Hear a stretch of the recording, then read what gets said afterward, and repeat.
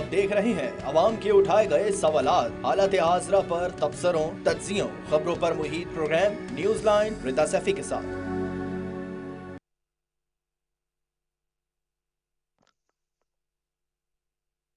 अस्सलामुअलैकुम, मैं हूँ रिदा सैफी। नाजरीन, एक तरफ तो मामला है नवाज शरीफ साहब जो कि साबिक वजीर आजम हैं और इस वक्त मुस्लिम लीग नून के कायद हैं। उन्होंने आज एक बड़ी बैठक की जी, और उसमें उन्होंने जो है वो सारी पार्टीज को जो है वो इन्वॉल्व किया, और पार्टीज कह रही हूँ अपने सारे मेंबरान को यानी कि इन्वॉल्व किया, और साथ ही साथ जहां पे उन्होंने इन्वॉल्व किया वहीं पे अब इजलास में ये फैसला हुआ है कि जी चारों सूबों का जो है वो नवाज शरीफ साहब दौरा करेंगे। ना सिर्फ दौरा करेंगे बल्कि 10 नवंबर से मुल्क भर में ये दौरों का आगाज किया जाएगा, और आगाज करने के साथ साथ जो है वो अवामी राब्ता मुहिम और जलसे वगैरह भी होंगे। दूसरी जानिब जी, जहां एक तरफ ये मामला है, वहीं पर आज हमने देखा हाफिजाबाद में आईपीपी का जो है वो एक पावर शो भी हुआ, और उस हवाले से भी पावर शो के हवाले से भी बातें हो रही थी कि भी किस तरह से होगा, क्या होगा। लेकिन वहीं पे हमने देखा कि जहांगीर तरीन और अलीम खान की जानिब से गुलाम सरवर को पार्टी में शमूलियत की दावत दी गई, जिसे उन्होंने कबूल भी कर लिया, और साबिक वफाकी वजीर गुलाम सरवर इस्तेहकाम पाकिस्तान पार्टी में शामिल भी हो गए। इसी तरह से जहाँ ये दोनों मामले हैं, वहीं पर कल से एक सोशल मीडिया पे भी एक बहुत बड़ा मामला चल रहा है, और वो ये है कि जो निगरान वजीर आजम है उनके साथ लम्स के बच्चों का जी एक सेशन हुआ, और उस सेशन में क्या हुआ क्या नहीं, ये भी बहुत अहम और इस वक्त चर्चे में बात है, जिसके ऊपर भी बात करेंगे। दूसरी जानिब जी, जहां पर एक तरफ ये मामला है, वहीं पर हम ये भी देख रहे हैं कि शेख रशीद साहब ने भी जो है वो अपने भतीजे राशिद शफीक को अपना सियासी जानशीन मुकर्रर किया। 9 मई के वाक़यात की मजम्मत की, और आज एक मरतबा फिर जो है वो इसके ऊपर अपनी सियासी हवाले से उन्होंने कहा है कि जी मैं लवारिस आदमी हूँ, तो राशिद शफीक को भी अपना बेटा डिक्लेयर करता हूँ, और ये सारी सारी बातें। जहां एक तरफ ये सियासी मंजरनामे हैं, आपस में चपकलिश भी हो रही है, पीपल्स पार्टी की भी आज प्रेसर्स हो रही थी, उसमें भी जी बातें हो रही हैं, लेवल प्लेइंग फील्ड की बात की जा रही है। इसी सब पे जी बात भी करेंगे। मेरे साथ मेहमान भी मौजूद होंगे। महमूद मौलवी हैं आईपीपी से, उनको खुशामदीद कहूंगी, और डॉक्टर निसार शीमा है मुस्लिम लीग नून से, आपको भी खुशामदीद कहूंगी। दोनों मौजूद मेहमानों का बेहद शुक्रिया। सबसे पहले जी आपकी तरफ आऊंगी, महमूद मौलवी साहब। ये पार्टी में लोग शमूलियत तो इख्तियार कर रहे हैं, एक तरफ सियासी मंजरनामे के उफक पर इस वक्त हमें इस्तेहकाम पाकिस्तान पार्टी नजर भी आती है, लेकिन जब इलेक्शंस होंगे तो क्या इलेक्शन में आवाम का वो एतमाद ले सकेंगे जो कि एक सियासी जमात को के पास होना चाहिए? क्योंकि कल ही का रीसेंट सेशन, ये मैं नहीं कह रही, अगर आपने भी देखा हो निगरान वजीर आजम का, जो कि लम्स के बच्चों के साथ हुआ है, और उसमें मेजॉरिटी यंग यूथ की है, जो यंगस्टर्स हैं उनकी, उनके फैसलों से और उनकी बातों से तो हालात कुछ और ग्राउंड पे नजर आते हैं। बिस्मिल्लाहिर्रहमानिर्रहीम। देखिए, अगर एक जगह कोई वाकया हो गया या एक जगह कुछ बच्चों का माइंडसेट है, तो हम पूरे मुल्क के माइंडसेट को लम्स के बच्चों का माइंडसेट ना समझे। आईपीपी पंजाब में एक्टिवली काम उन्होंने शुरू कर दिया है। हमारे कैंडिडेट्स एक्टिवली जो है इलेक्शन की तैयारियां कर रहे हैं, और जो है आप देख रहे हैं कि लोग जो है ज्वाइन कर रहे हैं। अभी चौधरी सरवर साहब ने ज्वाइन किया, जो कि पहले गवर्नर भी रह चुके हैं पंजाब के, ठीक है ना। तो चीजें जो है बेहतरी की तरफ है, और ये इलेक्शंस हैं, जो जिनको आवाम वोट देगी तो वही जीतेंगे। और इस वक्त हम बैठ के तो कोई फैसला नहीं कर सकते। हर पार्टी अपनी पूरी कोशिश करेगी, और नताइज जो है आवाम के ऊपर छोड़ देती है। दूसरी चीज ये मैं आपको बता दूं कि क्लीन मेजॉरिटी या क्लियर मेजॉरिटी जिसको कहते हैं, कोई भी पार्टी नहीं लेगी। उसकी वजह यह है कि पीएमएलएन भी पंजाब में कम्पीट कर रही है, हम भी कम्पीट उनको करेंगे। सिंध में पीएमएलएन का इतना वोट बैंक नहीं है, केपीके में इतना वोट बैंक नहीं है, और पीपल्स पार्टी का पंजाब में नहीं है। तो जब आप इन सब चीज़ों को जब आप जोड़ते हैं, तो आप देखें क्या ये आएगा, एक हंग गवर्नमेंट आएगी जो कि मखलूत हुकूमत होगी, जिसमें 2-3 पार्टीज मिल के हुकूमत बनाएगी। क्योंकि आईपीपी के अलावा पीटीआई के भी कैंडिडेट्स होंगे, क्योंकि पीटीआई भी इलेक्शन लड़ेगी। मगर अब कितने सीट पीटीआई निकालती है, 30 सीट निकालती है, 20 सीट निकालती है टोटल पाकिस्तान में, या 2013 में तो इनके पास मेरे ख्याल से 31 सीट था। तो क्या सीटें का एडजस्टमेंट होगा, किसके साथ होगा, वो तो वक्त ही बताएगा। और इस वक्त देखिए इंटीरियम गवर्नमेंट भी काफी एक्टिव है, और जो मैं कहूँगा कि प्राइम मिनिस्टर जो है इस वक्त वो काफी अच्छे काम कर रहे हैं। देखिए बहुत सारी चीजें, इकोनॉमी को इन्होंने कंट्रोल में ले लिया, ये हम ना भूलें कि उन्होंने इकोनॉमी कंट्रोल में लिया। पंजाब में भी चीफ मिनिस्टर पंजाब भी अच्छा काम कर रहे हैं। आप ये देखें ना, ये 18 माह पहले जो 18 माह की रिजीम था उसके ऊपर महंगाई, और आज को देख लें, आज आटा जो है 125 रुपए किलो है, आज चीनी 130 रुपए किलो है, डीजल के कीमतें उतर चुके हैं, पेट्रोल के कीमतें उतरे हैं, डॉलर 340 से 280 पे रिवर्स लिया है। तो हालात तो है बहुत बेहतरी के तरफ है, और मेरे ख्याल से इलेक्शंस का एक दफे तारीख आ जाएगी तो उसके बाद ये सारी पार्टीज को मिल के बैठना चाहिए, ताकि वो ये फैसला कर सकें कि जो भी रिजल्ट आएगा उसको खुले दिल से एक्सेप्ट करेंगे। ये ना हो कि इलेक्शन के रिजल्ट के ऊपर ही जो है लड़ाई झगड़े और उसके बाद धरने अगर शुरू होते तो फिर ये मुल्क का नुकसान है और अवाम का नुकसान है। अवाम को देखें, अवाम चाहती है कि उनके जो है उनको क्या रिलीफ मिलेगा, उनके मसाइल कौन हल करेगा। अवाम ये नहीं चाहती कि जी फलाना इंडिविजुअल आ जाए या फलाना इंडिविजुअल, उनको अपने मसाइल का हल चाहिए, मुल्क को अपने इश्यूज का हल चाहिए। तो वही रहनुमा होगा जो कि इन सबको लेके चलेगा। अच्छा, आप क्या देख रहे हैं कि आईपीपी का मुस्तकबिल क्या होगा? भी आपने जो भी सीटों का भी कहा, क्या इतना आसान लग रहा है कि वो, क्योंकि जाहिर सी बात है ये वो सारे फेसेस हैं जो पाकिस्तान तहरीक इंसाफ में थे, आपकी जमात में खास तौर पे वो सारे फेसेस आ रहे हैं जो पीटीआई में थे, और पीटीआई में कहा, आप लोग ही ये बताते थे, आप लोग ही ये बातें करते थे कि जो सारी पीटीआई की फैन फॉलोइंग है, या जो हमारी पार्टी के जो असल रुए रवां हैं वो खान साहब हैं, और उन्हीं की वजह से सब कुछ है। आप लोग तो कहते थे कि जी खंबे को भी खड़ा कर दें, वो उसको भी वोट मिल जाएंगे। ये सारी बातें हम आप ही के मुंह से सुनते थे।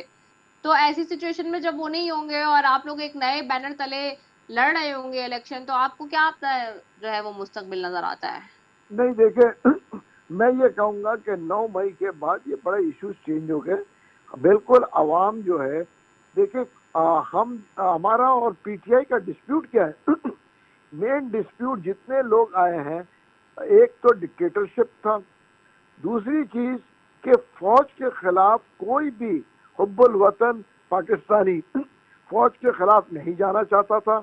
और ये जो फौज के खिलाफ गए, इन्होंने अपना भी सत्यानाश किया और मुल्क को भी नुकसान पहुंचाया माशी तौर पे, क्योंकि उसकी वजह ये अनरेस्ट हुआ। देखिए फौज एक मुल्क की रीढ़ की हड्डी की हैसियत रखता है।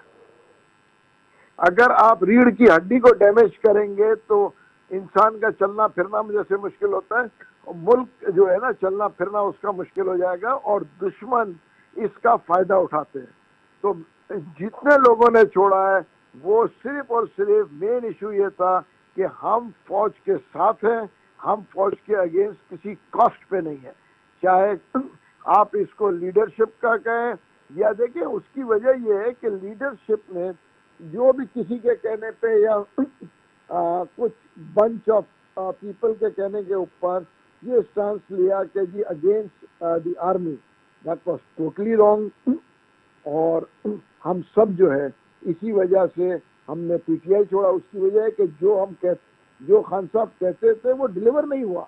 नाम था तहरीक इंसाफ, कौन से इंसाफ हुआ? आप मुझे बताएंगे कानून की कौन सी चीजें बेहतर हुई? कहा गया था कि जी हम इतने जो है मकानात देंगे, कहाँ दिए गए मकानात? हमारा जो है देखें इश्यूज के ऊपर भी आप बात करें ना।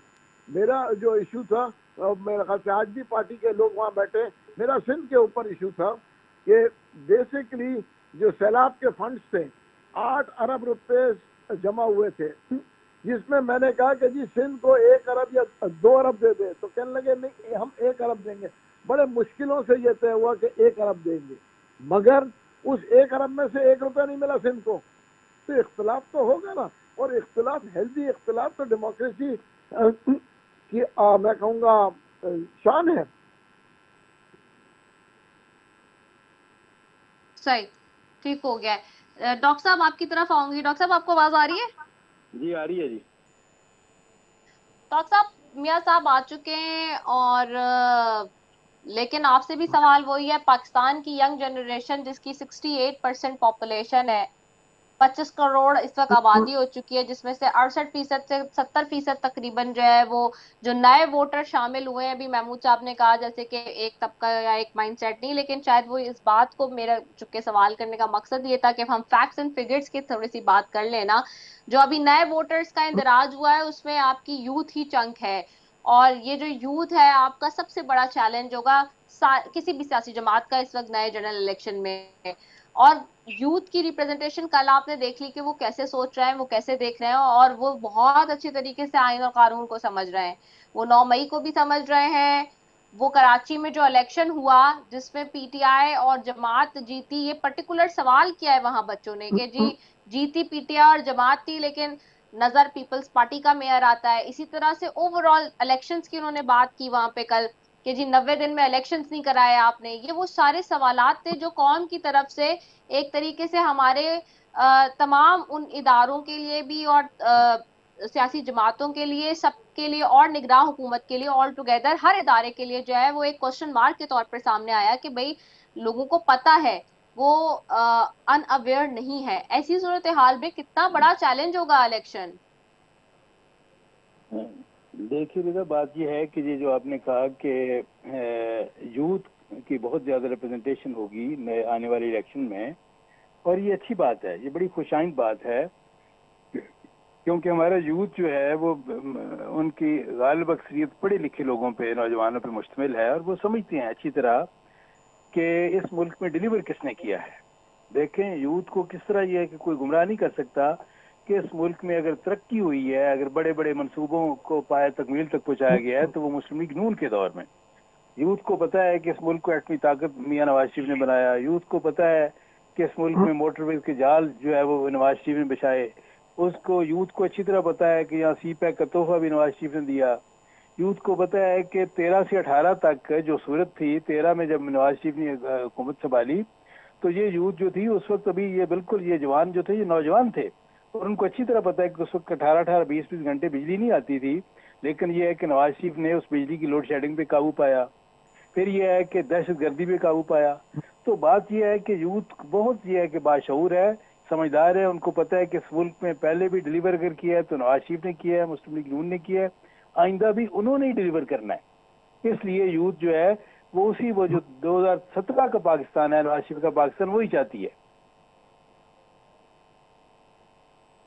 जी अच्छा, तो लेकिन सवाल यही है क्या नाम है निसार चीमा साहब कि चैलेंज कितना बड़ा होगा। ये बात आप कर तो रहे हैं, लेकिन जो माजी में पीडीएम की हुकूमत भी रही वो भी यूथ ने देखी अभी 13 महीनों में जो सारी सिचुएशन बनी है, और उसको मद्देनजर रखते हुए भी यूथ कंपेयर कर रही है और एनालिसिस कर रही है।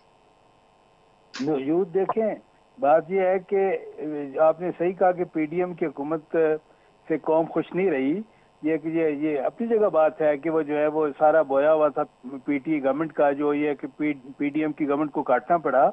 लेकिन ये है कि ये हकीकत ये है कि कौम, पूरी की पूरी कौम, बिलखसूस यूथ जो है वो पीडीएम की हुकूमत नहीं चाहती, वो नवाज शरीफ की हुकूमत चाहती है। वो 2022 का पाकिस्तान नहीं, 2017 का पाकिस्तान चाहती है, वो नवाज शरीफ का पाकिस्तान चाहती है।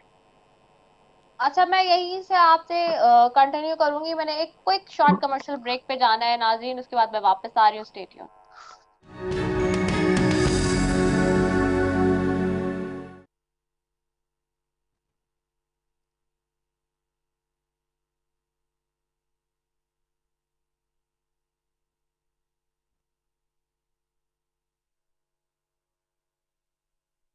डाल दिए मेरी जिंदगी पे।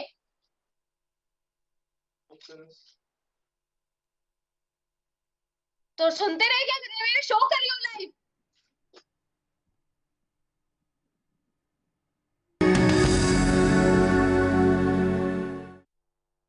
वेलकम बैक नाजरीन। और जी बात हो रही है कि आइंदा आने वाले इलेक्शंस कितने स्मूथ ट्रांजैक्शन और के साथ और सेलिंग के साथ होंगे।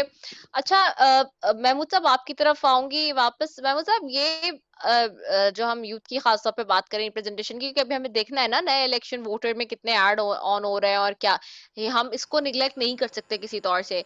फिर एक और बात है, अब आपकी पार्टी का क्या मंशूर होगा? जो बातें आपने की हैं 300 यूनिट फ्री बिजली और इस तरह की बातें, ये तो लोग देखते ही हैं कि वो वैसे पीपल्स पार्टी का नारा था जी, रोटी कपड़ा मकान, इस तरह की चीजें।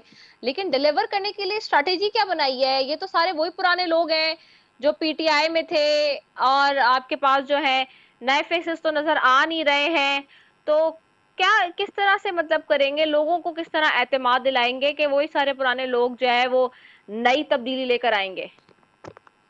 देखिए, एक चीज मैं आपको बता दूं, ये वो सारे लोग हैं जो कि एक्टिवली पॉलिटिक्स में इन्वॉल्व भी थे और एमएनए एमपीए भी रहे हैं। तो ये कहना कि जी पुराने लोग हैं, पुराने लोग नहीं है, ये इसी अभी हुकूमत में थोड़े अरसे पहले थे और इन्होंने ज्वाइन किया है। और जहाँ तक मंशूर की बात है, देखिए हम बाकायदा पॉजिटिव चीज़ों की बात कर रहे हैं। हम जो ये 300 यूनिट बिजली की बात कर रहे हैं, ये हवा में बात नहीं कर रहे हैं, ये हम करके दिखाएंगे। दूसरी चीज देखिए, हम वो वाली वादे तो नहीं कर रहे ना जो 1 करोड़ घर बन जाएंगे और 10 करोड़ पाकिस्तानी जो है बाहर से मुल्क से आएंगे लोग इधर नौकरी करने। क्या मिला लोगों को नौकरी में? यहाँ के लोगों को नौकरी नहीं मिली, बाहर से कहाँ से नौकरी आ रही थी? देखिए, वो चीज बोले जो आप कर सके। किसको दिया मकान? अरबों रुपया मकान के उसमें जो फॉर्म थे उसमें जमा हो गए। आपको ये पता है कि जी जमा हर लोग गरीब आदमी ने जमा किया 200 रुपए का फॉर्म लेके कि जी मुझे मकान मिलेगा। किसी एक को मकान मिला? देखिए, डिलीवरी जहाँ नहीं हुई उसकी वजह से तो जो है एस्टेब्लिशमेंट ने जो है एज पर रूल्स करके वो चेकमेट हुआ। और अगर हम ऑपोजिशन में बैठ जाते इसमें क्या बुराई थी?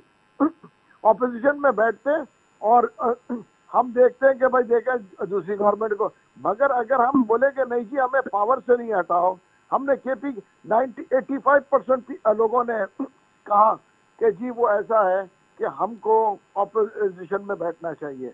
वन मैन शो, नहीं जी मुझे नहीं बैठना है, तो ऐसे तो नहीं होता ना। देखिए, डेमोक्रेसी का मतलब क्या है? हम बात करते हैं मुल्क में डेमोक्रेसी लाने के, पहले पार्टीज में तो डेमोक्रेसी लेके आए।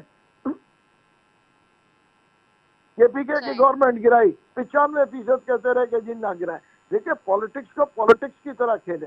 हम ये नहीं हो सकता कि बल्ला उठा के वो विकटें उठा के बोले जी हम नहीं खेलेंगे। देखिए, अगर एमक्यूएम विड्रॉ किया है और एक चेकमेट हुआ है तो ये बिल्कुल ओपनली है। देखिए, उन्होंने कोई गन पॉइंट पे तो नहीं उतारा ना, वोट के जरिए ही उतरे ना हम, तो इसमें बुराई क्या थी? जब जो भी पार्टी इख्तिदार से उतरती है वो फौज को बुरा भला कहती है, वो एस्टेब्लिशमेंट को बुरा भला कहती है, और जब वो इख्तिदार में आना चाहती है तो वो कहती है कि जी एस्टेब्लिशमेंट हमको बैक करे। Level playing field, level playing field जो लोग मांग रहे हैं वो क्या मांग रहे हैं? वो बैकिंग मांग रहे हैं। फौज तो जो है एक तरफ जब उतरते हैं फौज की बुराई करते हैं। जब देखें, मेरा कहना यह है इंस्टीट्यूशंस को बिल्डअप करें, फिर हम कहेंगे जी फलाना। फौज के अलावा कौन से इंस्टीट्यूशन है जो इस वक्त चल रहा है? सैलाब आता है तो फौज, बारिशें आती हैं कराची में तो फौज, अर्थक्वेक आता है तो फौज, लॉ एंड ऑर्डर तो फौज, हेल्थ का इश्यू तो फौज। आप मुझे बताएं कि लोकल जो गवर्नमेंट है वो है कहाँ? तो चीजों को बेहतर करने के लिए इलेक्शन होना बहुत जरूरी है, मगर इलेक्शन से पहले जैसे मिसाक जमहूरियत हुई है, मिसाक मईशत एक होनी चाहिए कि जी हम सब मिलके, चाहे जो भी पार्टियां हैं, इकोनॉमी को बेहतर करेंगे। जब इकोनॉमी बेहतर होगी तो हमारे अवाम जो है वो खुशहाल होंगे। ये चीजें देखनी है ना कि नहीं जी मुझे पावर मिले, भाई किसी को भी पावर मिले, हम बैठ के ऑपोजिशन में बैठ के हम तनकीद करेंगे और उनको करेक्ट करेंगे। तनकीद बढ़ाए, तनकीद नहीं होनी चाहिए, तनकीद बढ़ाए इस्लाह होनी चाहिए। ये चीजों को लोग देखना नहीं चाहते और जो है वो सिर्फ जो है एक दूसरे की बुराई करते। ठीक है ना, वही मौलाना फजल रहमान को बुरा भला कहते थे, फिर उन्हीं से आज मिलने की बातें करते। ठीक है ना, आज तो वक्त ने बता दिया ना, वो कहते थे मैं किसी से नहीं मिलूंगा, आज वो कह रहे हैं कि हम सबसे मिलना चाहिए, हमें, मैं मिलने को तैयार हूँ। आज पीपल्स पार्टी से भी मिलने को तैयार है, मौलाना फजल रहमान से भी मिलने को तैयार है। सियासत जो है आइसोलेशन में नहीं होती, आइसोलेशन में डिक्टेटरशिप होता है। अच्छा अच्छा, ठीक हो गया है, ठीक है। मैं निसार की साहब आपकी तरफ आऊंगी। डॉक्टर साहब आपको आवाज आ रही है? डॉक्टर साहब आपको आवाज आ रही है? बिल्कुल आपकी आवाज आ रही है जी। अच्छा डॉक्टर साहब, अच्छा ये जैसे आईपीपी तो खैर अपना बता ही रही है, आप अब अगले इलेक्शन में स्ट्रैटेजी क्या बना रहे हैं, क्या होगा? भी जो पीडीएम वाली बात आप कर रहे थे, लेकिन पीडीएम में भी जो वजीर आजम थे वो शहबाज शरीफ साहब ही थे। अब क्या जो मतलब अभी जैसे नवाज शरीफ साहब ने जो बातें की उस दिन स्टेज पे भी, I was there as well myself, and I have covered the whole way from Karachi to Lahore, and I guess I was the only journalist जिसने कराची से पूरा वहाँ जो है खास तौर पे फीमेल्स के कवर किया आपका जलसा और सारी चीजें, क्योंकि मैं खुद देख रही थी ग्राउंड पे सारी चीजें। लेकिन इसमें एक सवाल है ना निसार साहब कि बिल्कुल मियां साहब ने बहुत सारी बातें की हैं जिसमें कुछ बातें ऑथेंटिक भी है, कुछ बातें ऑफ कोर्स पॉलिटिकल नरेशन भी है, कुछ पॉलिटिकल नारे भी हैं, लेकिन ऐसी सारी सूरत हाल को मद्देनजर रखते हुए ओवरऑल एनालिसिस जब किया जाए तो देखिए ना, पीडीएम की जो हुकूमत थी उसके वजीर आजम तो मियां साहब के अपने भाई थे शहबाज शरीफ साहब, और जब शहबाज शरीफ साहब वजीर आजम थे और सारी पावर और कंट्रोल उनके पास था और उसके बावजूद हालात कंट्रोल नहीं हो रहे थे, फिर इसहाक डार साहब, वही इसहाक डार साहब जिनको सबसे पहले आके गले लगाया स्टेज पे उन्होंने, वही वजीर खजाना थे, जिसकी वजह से मिफ्ता साहब भी जो है वो पार्टी से फिर आइसोलेट हुए और चले गए, और जो सारा एपिसोड बना। तो ऐसी सूरत हाल में क्या आवाम भूल जाएगी, आपको लगता है कि 13 महीने, और वो इतनी शॉर्ट मेमोरी होगी कि वो भूल के और फौरन आए और कहे कि हाँ जी हमें तो नवाज शरीफ साहब को बस वोट लेना है? देखिए गुजारिश ये है कि जहाँ तक अभी आपने आईपीपी की बात की, इस्तेकाम पाकिस्तान पार्टी, जी तो जी हमारी तो खैर नेक ख्वाहिशात इनके साथ हैं, लेकिन मुझे लगता ये है कि अवाम का आईपीपी के बारे में, अवाम के जज्बात और इनके अटैचमेंट उसी तरह की है जैसी आईपीपीज के बारे में है। तो वो जो है वो अच्छा जिस तरह आईपीपीज के बारे में कोई उनका कोई लगाव नहीं है, इसी तरह मुझे नहीं लगता कि आईपीपी के साथ कोई ऐसा लगाव अवाम का होगा। लेकिन ये जरूर है कि ये चंद इलेक्टेबल लोगों पे मुश्तमिल जरूर ये जो है ये एक पार्टी है, लेकिन ये है कि इलेक्टेबल लोग जो है इनका जाती वोट बैंक इतना नहीं होगा कि ये जीतने के काबिल हों। उनको भारत ये है कि, और जाहिर है कि अवाम में जो पार्टियां हैं जिनका वोट बैंक है, तो वो ये आईपीपी जो है जिन लोगों पे मुश्तमिल, उनका जाती वोट बैंक तो हो सकता है अपने अपने हल्के में, लेकिन मजमूई तौर पे मुल्क के अंदर ग्रास रूट लेवल पे इस पार्टी का कोई ऐसा वोट बैंक नहीं होगा। इसलिए ये है कि ये हमारी तो नेक ख्वाहिशात साथ हैं इनके, लेकिन हमारी नेक ख्वाहिशात और दुआओं के बावजूद मेरा नहीं ख्याल कि ये बहुत कोई ऐसे यानी कोई मोइजा कर दिखाएंगे। दूसरी बात जो है वो ये है कि जो आपने कहा, देखें ये बात सही है कि जो पीडीएम की हुकूमत में captain of the team Shahbaz Sharif साहब थे, लेकिन मखलूत हुकूमतों में आपको रिदा बड़ी समझदार हैं और आप अच्छी तरह जानती हैं कि मखलूत हुकूमतों में बड़ी लिमिटेशंस होती हैं, बड़ी मजबूरियां होती हैं, और बेशुमार किस्म की, देखें ना, मजबूरियां इस तरह की हैं सबको साथ लेके चलना है। कोई पार्टी इस काबिल नहीं होती कि अपने प्रोग्राम मंशूर पे पूरी तरह अमल कर सके। तो इस तरह की लिमिटेशन, रेस्ट्रिक्शन, मजबूरियों के बावजूद उन्होंने बड़ी मेहनत की, कोशिश की, लेकिन वो उस तरह डिलीवर नहीं कर पाए जिस तरह कौम को तवक्को थी। यही वजह है, जिस तरह मैंने कहा, कि कौम जो है वो अब पीडीएम की हुकूमत नहीं चाहती, वो मुस्लिम लीग नून की और नवाज शरीफ की हुकूमत चाहती है। वो 2017 का पाकिस्तान चाहती है, वो 2022 का पाकिस्तान नहीं चाहती।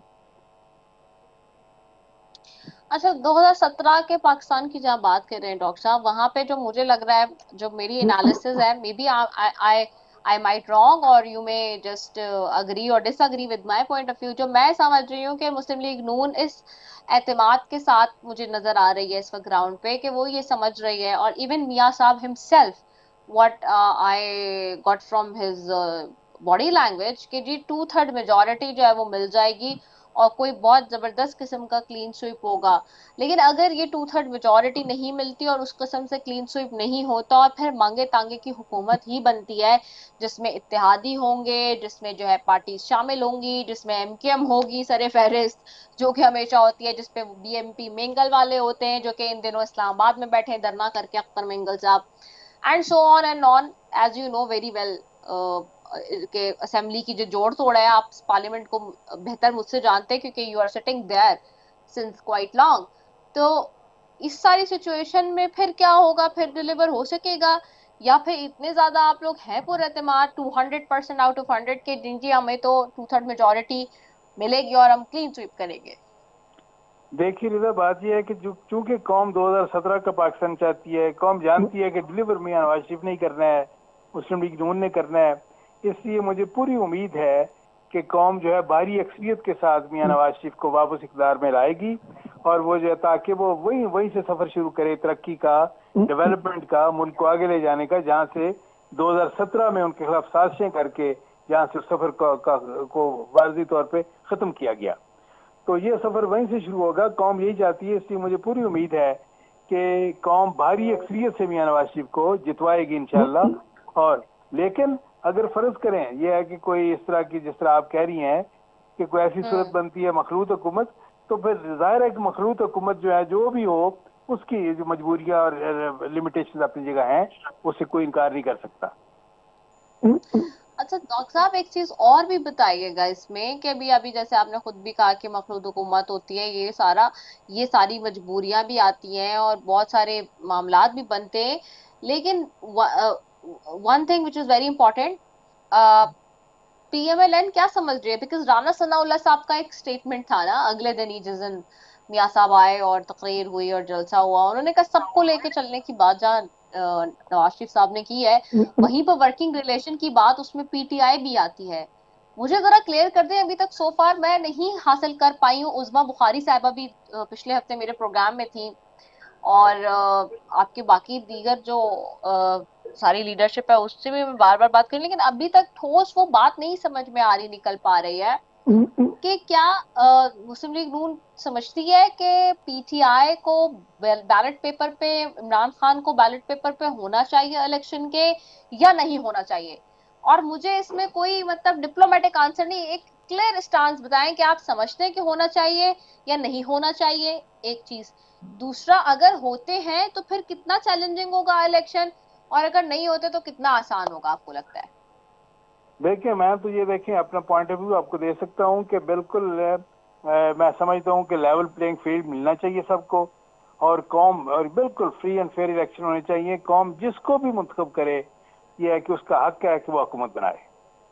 बिल्कुल लेवल प्लेइंग फील्ड मिलना चाहिए। इससे कौन, जिसको जमहूरियत पे यकीन है, जो जमहूरियत पे बिलीव करता है, यकीन रखता है, कोई शख्स ऐसा वो जो है इस एक असूली बात से कौन इससे इनकार कर सकता है कि सबके लिए लेवल प्लेइंग फील्ड होना चाहिए, और इलेक्शन जो है शफाफ, गैर जानबदाराना और मुनसिफाना होने चाहिए।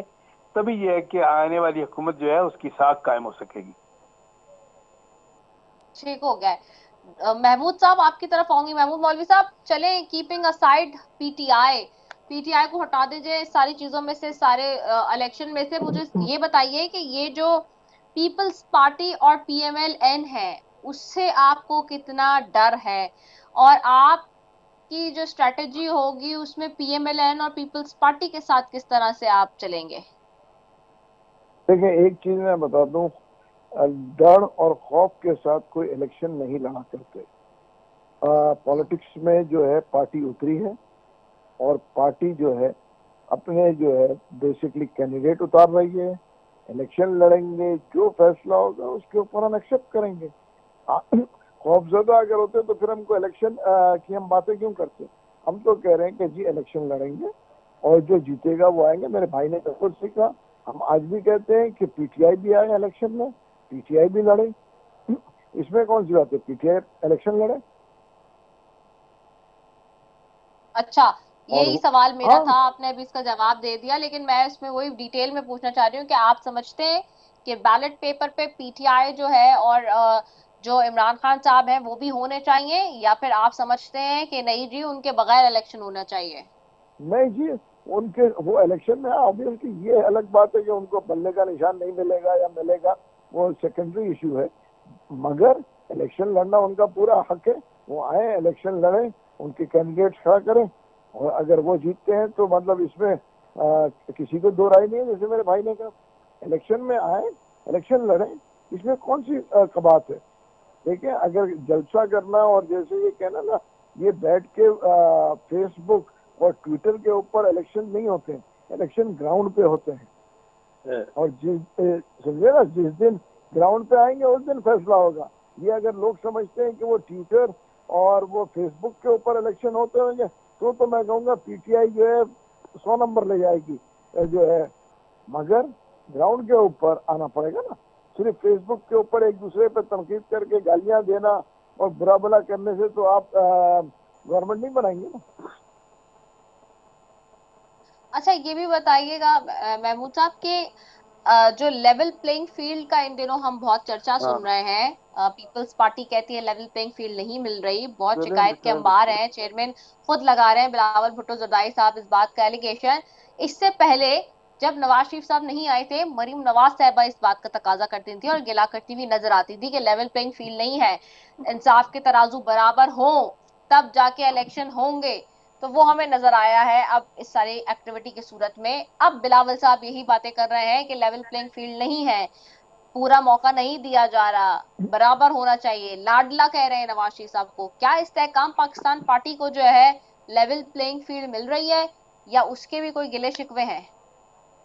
देखिए, हम एक नई पार्टी हैं और हमें जो है, हमारे किसी से गिले शिकवे नहीं है। हम ओपनली इलेक्शन लड़ेंगे। उसकी वजह यह है कि देखिए ना, जो हम पंजाब में पीपल्स पार्टी को एतराजात है, उसमें एमक्यूएम को सिंध में एतराजात है। इसमें कौन सी अलग अजूबी बात है। सिंध में जो एमक्यूएम से आप बात करें, वो कहते हैं कि जी हमें सिंध में जो है लेवल प्लेइंग फील्ड नहीं मिल रही, कोई कहता है हमें कुछ।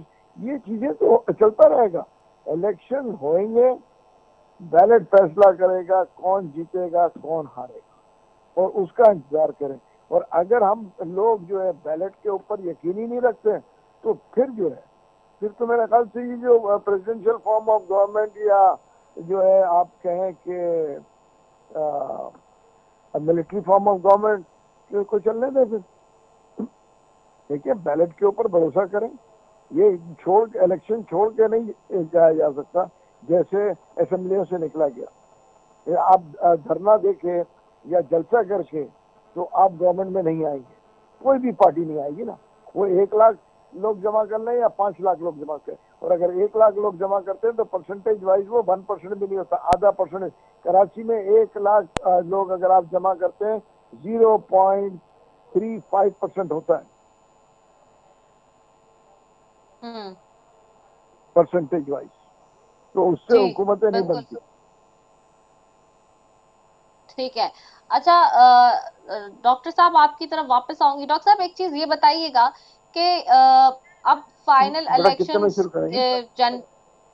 जी जी डॉक्टर साहब, डॉक्टर निसार शिवा साहब आवाज आ रही है आपकी? जी आपकी तरफ आऊंगी। डॉक्टर साहब ये जी जी इलेक्शन की जो तारीख अब दी गई है इलेक्शन कमिश्नर की जानिब से, उस पे भी एतराज है पीपल्स पार्टी को। कहते हैं हल्काबंदियां शुरू नहीं हुई है, प्रोसेस मुकम्मल नहीं हो रहा है, इलेक्शन डिले हो रहा है, और वो सिर्फ और सिर्फ इलेक्शन इससे डिले हो रहा है कि आप लाडले हैं, नवाज शरीफ साहब लाडले थे, लाडले हैं, लाडले रहेंगे। अब आपके ऊपर ये इल्जाम लग रहा है जो इल्जाम आप लगाते थे पीटीआई पे। देखिए, बात यह है कि जहां तक लाडला होने का ताल्लुक है, जो पीपल्स पार्टी हम पे इल्जाम लगा रही है, हकीकत ये है कि मुस्लिम लीग नून और नवाज शरीफ अवाम के लाडले हैं, इसमें कोई शक नहीं, कौम के लाडले हैं, और पीपल्स पार्टी हमारी लाडली है। देखिए, बात यह है कि अवाम के हम लाडले हैं, अवाम ने हमें मुंतखब करना है, और चूंकि पीपल्स पार्टी हमारी लाडली है, इसलिए हमने माजी की तरह हस्बे रवायत हमने कोशिश करनी है कि पीपल्स पार्टी को अपनी लाडली जमात को साथ लेके चले। ये मैंने आपको मुस्तकबिल का नक्शा आपके सामने रख दिया। ठीक हो गया है। बहुत शुक्रिया डॉक्टर साहब, आपने तो बात ही बड़ी डिप्लोमेटिक करी। डॉक्टर इंसार चीमा साहब बहुत शुक्रिया आपका, महमूद मौलवी साहब आपका बहुत शुक्रिया, आप दोनों मौजूद मेहमानों का बेहद शुक्रिया। कौन किसका लाडला है नाजरीन, और इलेक्शन में कौन जीतेगा ये तो वक्त ही बताएगा, लेकिन इस वक्त जो पाकिस्तानी आवाम है वो बहुत अवेयर है। अगर कोई ये समझता है कि अनअवेयर है या उन्हें कुछ पता नहीं है या वो कुछ समझते नहीं है, तो ऐसा नहीं है। अक्लो शऊर के पूरे पर्दे खोल के, आंख और कान खोल के सबको सब कुछ मालूम है। इसी के साथ जी अपनी मेजबान रसफी को दीजिए इजाजत। पाकिस्तान जिंदाबाद।